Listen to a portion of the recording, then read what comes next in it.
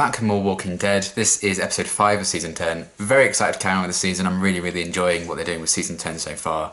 And yeah, I'm intrigued as to where things are going to go next, particularly with the whole thing with Negan as well, because I really enjoyed his scenes in the last episode. And he escaped at the end, so where the hell has he gone? Who let him out? I don't really know. So I'm hoping they follow up on that soon. And yeah, they've got a lot kind of going on. You know, Carol is going through some stuff. Ezekiel's going through some stuff, as we saw in the last one. Sadiq's going through stuff. It's a lot. So I'm excited to see where we're going to take the whole thing next. So yeah, without further ado, let's just get right into it. Oh, it's me! Oh man.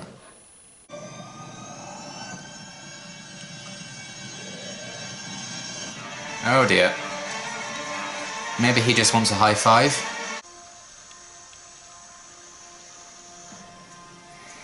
Oh boy. It's never good when Negan smiles like that. Root cellar, middle of the night. Well, who the hell was on watch?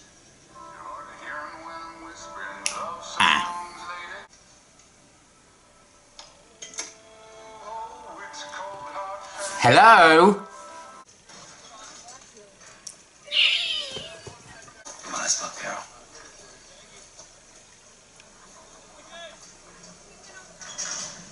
No.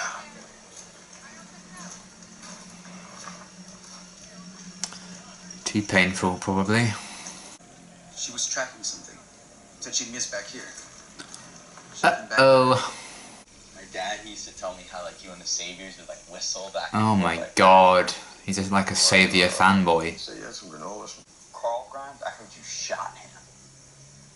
I never did that. Don't disrespect Carl in front of Negan. We're both Negan.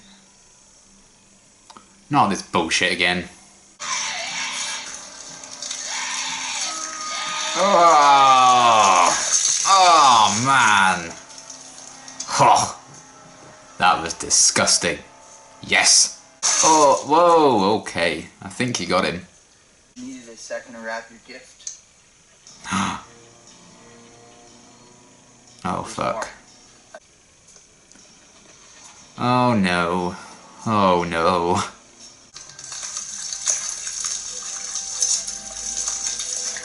Oh god. It's like infecting the water supply or something. Oh.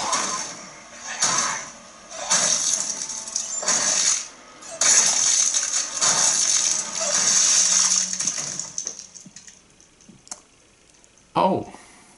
Damn! Classic Negan! Shut the fuck up. Yes. Did I ever tell you about my brother Merle? Whoa. Hey, fishing. Hey, on this big lake. Right? I love this so much. It's gonna be alright. Come on. I literally love them so fucking much. And there's a dog. I haven't forgotten about them, you know. Think about them every day. Aww. Good, don't stop. Henry forged it during his apprenticeship. Found it wrapped among his things. Aww. Gift intended for me, but never. Okay. Oh shit.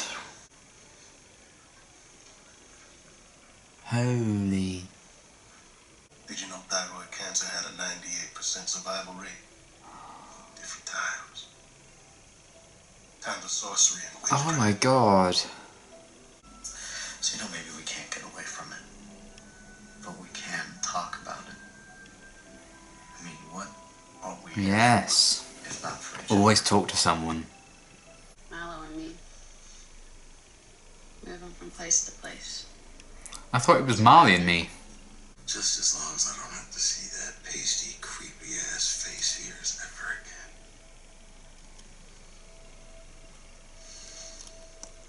Oh.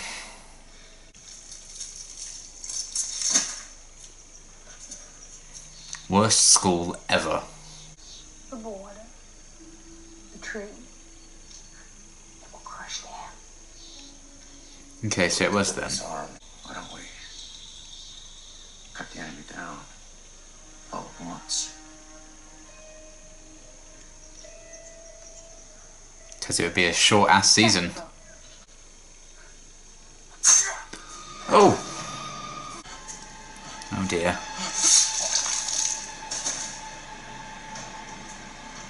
Well.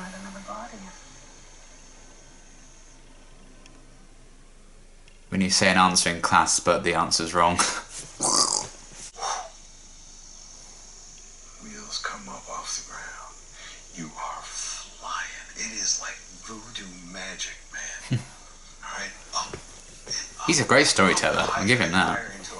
And you're looking out that little window, and you can see houses that are like little toy houses and the little toy cars. You look to your right and there's someone throwing up in a bag. Look like baby shit. And my Lucille, she wouldn't even touch it. Aww. Ah, kid. Can't believe I'm going, aww, even Negan. So much you're gonna miss. Snap your fingers right on his nuts. Uh. You gotta remember, you go low, you go too high, you get nothing but dick. See what you got.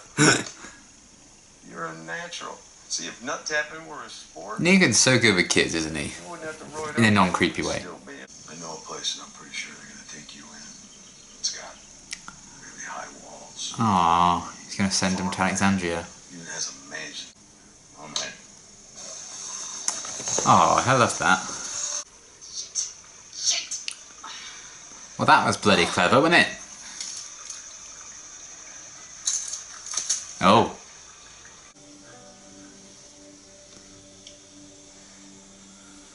Okay, good. So did the walkers just give up?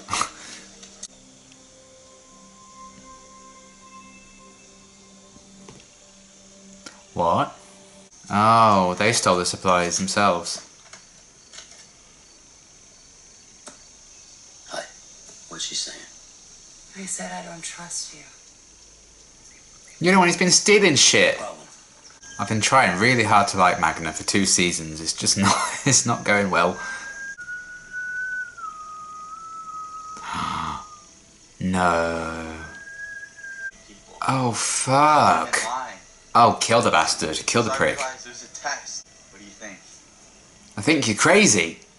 And I think you need to die. I passed, right? Yes. I am me.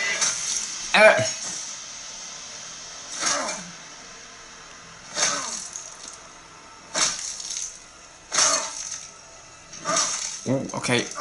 Okay. Oh, lots of heads getting smashed in this one. That's... Okay. You got a little, Oh dear. How's Rosita? She, didn't want me to tell you, but she caught a little bug. She okay? Get back? Not yet, but she'll be fine. Fucking hope so. Is Carol around? She's just outside. Let me grab her.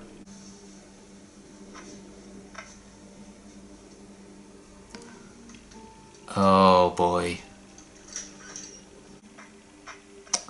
Oh, Ezekiel, you're breaking my heart.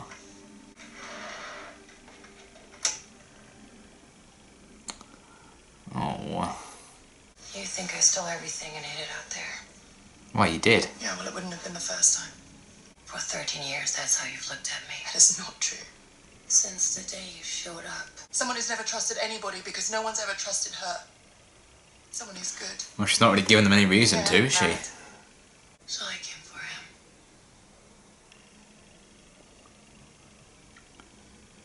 And there it is. Oh. Now that we've both killed. She wasn't innocent then. How many people have we killed, Miko? The man was made wrong. Could prove useful. Might just have to wear a new mask. Oh dear. Yeah.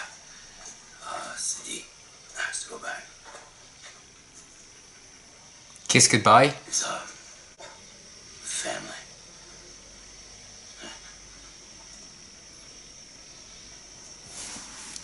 Indeed.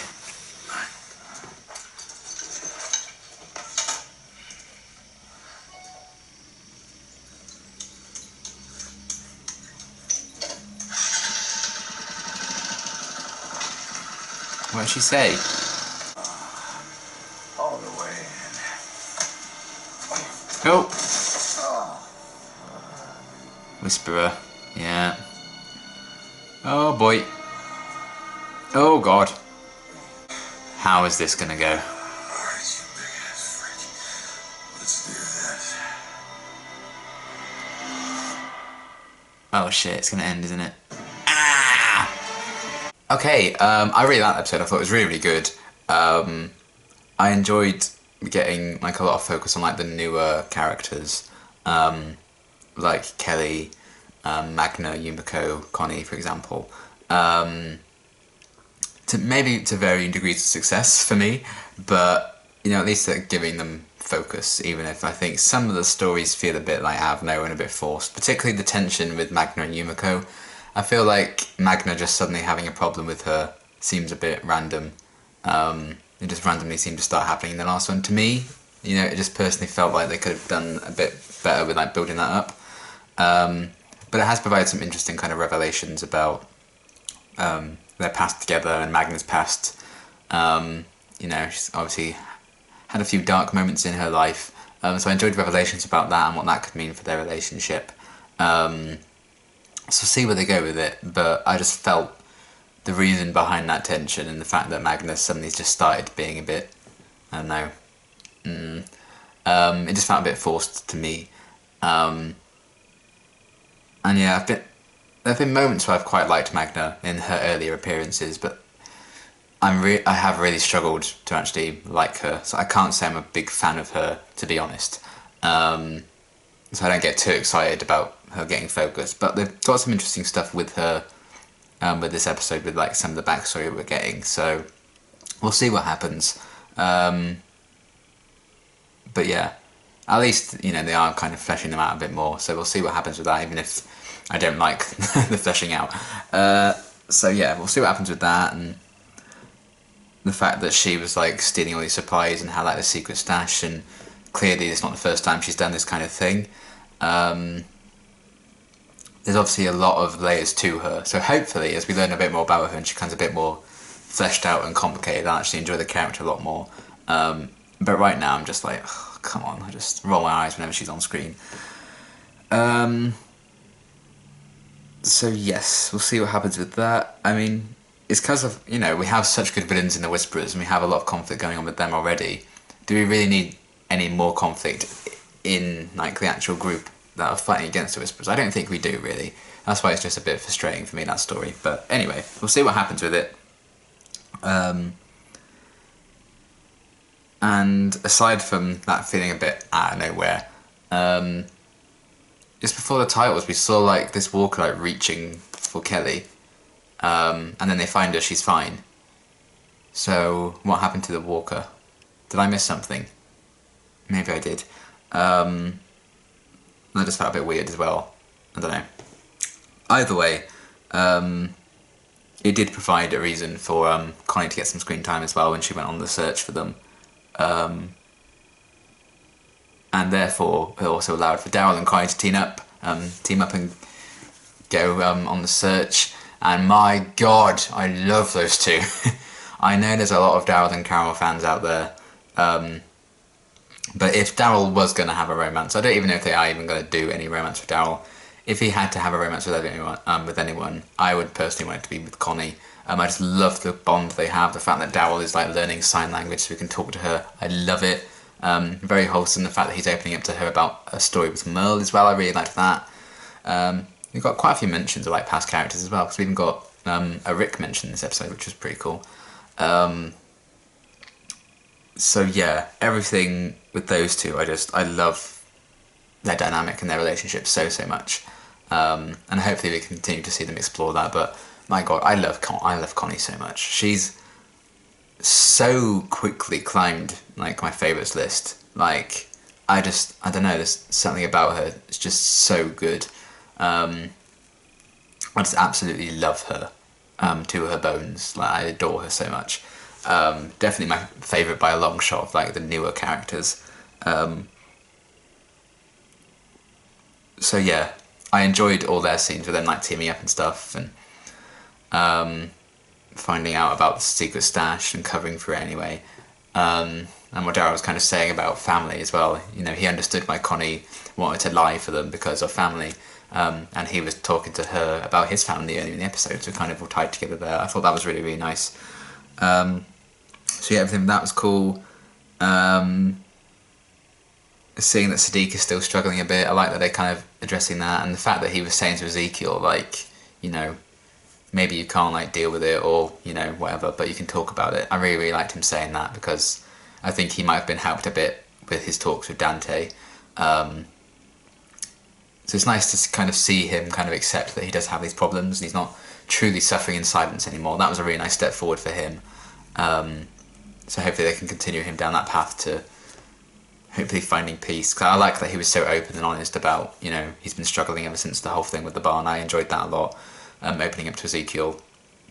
But I think a lot of that did come from Ezekiel revealing his problem as well. So I don't know if that actually is cancer that Ezekiel has, but it does seem to be. That's kind of crazy and so sad and made it very real. For a show about a zombie apocalypse, it just suddenly got like really real. Really real. That's definitely not a topic they've kind of touched on before, so it's kind of interesting to see what they may do with that. You know, is there going to be a way for Ezekiel to get treatment for it? I don't know.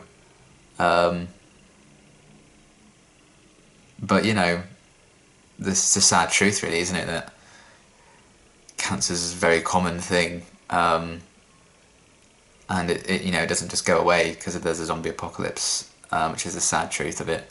If only it would, but it's interesting that they're going to tackle that. You know, you can survive all the walkers and whatever you like, but some things, you know, in your body are still trying to kill you.